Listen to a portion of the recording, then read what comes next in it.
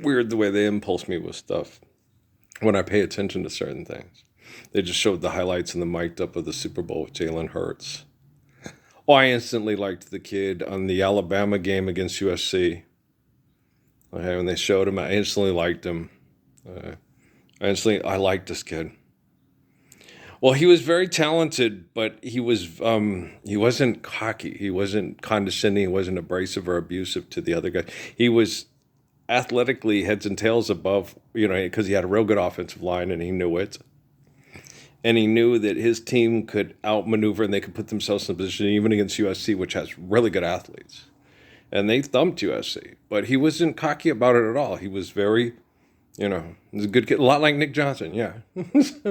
So I like Jalen Hurts all the way. When I have to be hard on him when I see commercials and stuff, it hurts because I like him. I like him a lot, like Daniel Mullings. And right, no, Jalen Hurts is he was Andrew Allen.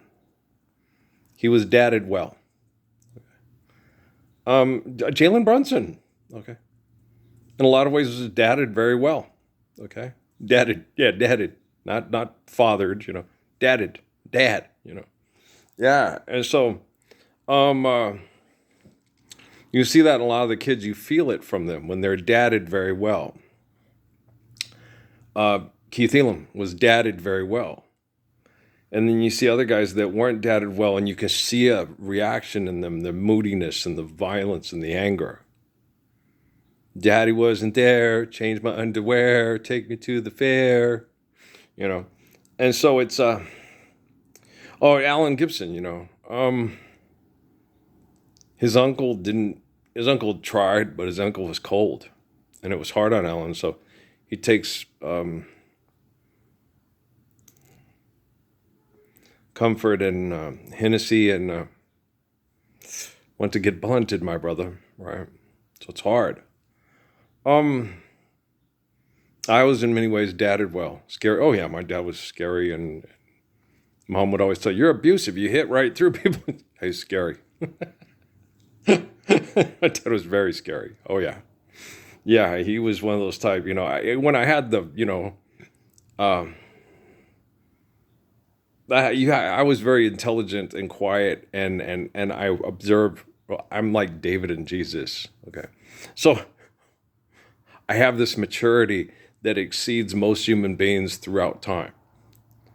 So when I assess a situation and I'm 3 or 2 or 5, I'm very okay. You better watch what's going on there. And plus, I'm like Jesus, so I have this dialogue in my head with one of the most intelligent, faithful, kind, courageous people in the history of the world. That spiritually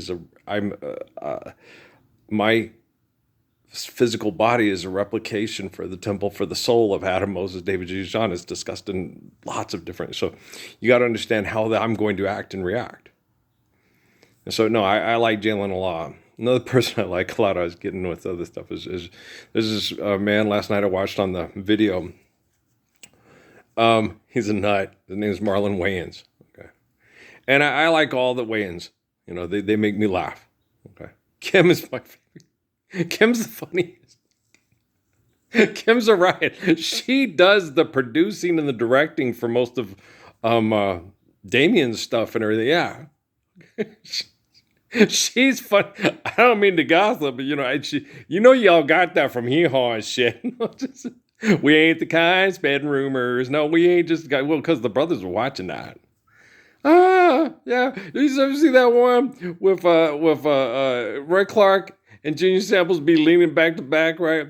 And Roy Clark sits there and goes, you ought to see the girl I'm looking at right now, man. She blonde with got them shorts with the, with the big old hoodie, whoa, she look good. And Junior sits there and goes, damn, I wish I was looking where you was looking. It's just funny. Good, country humor. It's country humor. Whether it be, ill, you fine. Okay. Nelly is very hee-haw, yo. Yes, sir. Yes, sir. Yes, sir. All right. Eat yet? No. Chew. Two. All right. I mean, you know what I'm saying? Yeah. The diction and the dialect, most white folks is poor. and put down in the South, and they speak African dialect, y'all. Mm-hmm. Because they was the overseer, or they had to work with. You have to talk with who you work with. That's why when you're in New Mexico and you white, you say like you're gonna go to the. What are you talking about? I don't talk. I don't have an accent. I ain't got an accent. No, fuck you, man. Cero, cero. So when I moved to Washington State, Pasco, they called Beaner, Wetback, Spick, because I had a. And the same way we went back to Tucson and then went back up to Chihuahua and Colville. He's Mexican. Okay. And then, but Dad looked Mexican. His name was Parsons. They lie to la migra to por deportation. Ándale pues. I didn't say, but they know you. The more you deny it, the more they go, you lying fucking Mexican. Yeah, and then you just give in and say, yes, I'm a lying fucking Mexican. And because I always tell everybody, no, if I was Mexican, I would tell you I'm Mexican. I'd be proud of being Mexican. Right. I'm an excellent Mexican liar. This is a Mexican standoff? I don't know. Ask the Rappaport kid and the Galicki and the Parsons kid. Not this Parsons kid, that Parsons kid. Remember that with the Mexican standoff with the helium? That one was stupid. It was very funny though. Yeah, it was. But so we sit there, and as Marlon and me connected, I'm like, I get it. Okay.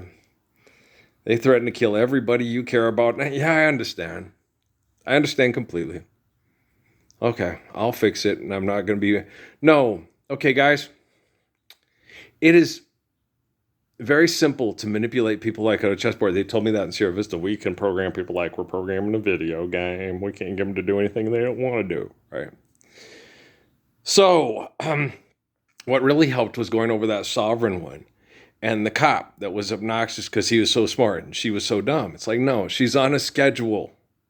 She's on a schedule. Have you ever been on a schedule? You got to go to college and you got to go to work and you got to, and then there's traffic and the traffic ends. You have to take the same patterns every time, and then you have to break a speed limit, and then the cop is constantly waiting there, and they always get you, and then you just go, I'm just fucked. And you stop paying the tickets because you're going to run out of money, and you got to pay your rent. You got to do that. You see what I'm saying? And then he's talking about she's entitled, sovereign. No, you just lose it. You check out. I'm not driving. I'm traveling. Okay, it's because they don't get it. Why? Because he's programmed to be that cog, and she's a sprocket. And the cog is going to cog the sprocket, or the sprocket's going to say, fuck you. Okay? Meet George Jetson, his boy Elroy, Jane, his wife, do. We can't get him to do anything. It's like programming a video. I go, hey, look, we're playing Sims. No, I think we've just crossed over into Grand Theft Auto San Andreas. No, it's in Florida. Okay, Florida Keys. No. Gulf Coast? I don't know. I don't know. Do you understand? It is very easy to manipulate people like monkeys when you think you're the smartest monkey. And the other monkeys are stupid because they don't even see it happening. Why? Because they're not a pervert using technology to fuck people in the head with money and technology. Don't give a fuck. The Epstein files are irrelevant. Guys, trust me, what happened to me sexually is a lot sadder and a lot more depressing and a lot more hard. Hey, do you want to know what happened to the Epstein files? I was a little boy that fulfilled the book of Revelation. The Mormon church watched every ounce of my house before I was born. Okay? Do you understand? Okay? That means they watched Linda through puberty. They watched Valerie through puberty. They watched Poncha through puberty. They watched Patrice through puberty. They watched me through puberty. They watched my parents' sex life. Okay? They didn't give us the same dignity and respect that the fucking Kardashians and Cressley knows best. Okay? Everything that happened in our house because I was the Messiah and he has to be perfect was gone through with the fine scientific comb, with one group saying he's not doing it right and the other group saying it's all bullshit. And you're like, you guys that say it's all bullshit, you're right. Now get the fuck out of here and see what happens. Like I used to tell Nate Reynolds at NSI with his delinquent diamond from Stanford. I was like, no, you just set up the conditions to do the right thing. Then you leave and see how, so, it's cuckoo, ka-choo, crush. Yeah, a turtle on a Disney cartoon's more intelligent than you. No, and then you see who naturally gravitates to the right way because they want to live the right way, even if we're not around.